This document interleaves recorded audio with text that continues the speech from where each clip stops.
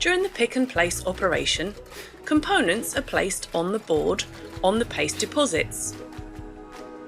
A reliable electrical and physical connection is then made during the reflow soldering process. The solder paste melts during this process and cools down again to create a good solder joint. We use Ursa hot flow ovens. These are long convection ovens with many heating zones that together create a soldering cycle. Each heating zone of the oven has a regulated temperature set by the reflow soldering profile for the assembly process. Multiple segments help to get an optimised heat transfer and minimum temperature differences between different points on the PCBA.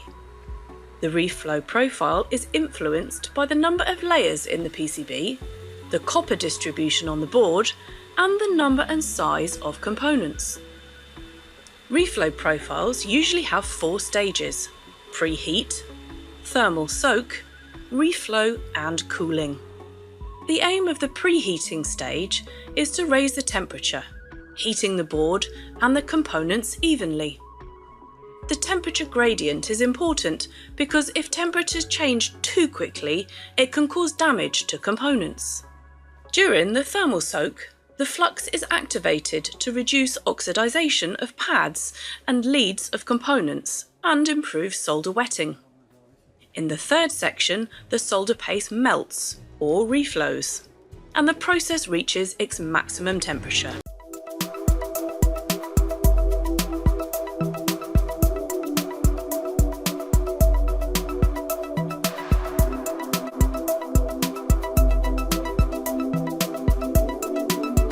The component that has the lowest maximum temperature allowance will define the maximum allowable temperature.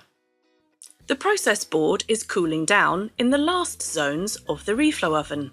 The solder alloy solidifies to make the solder joints.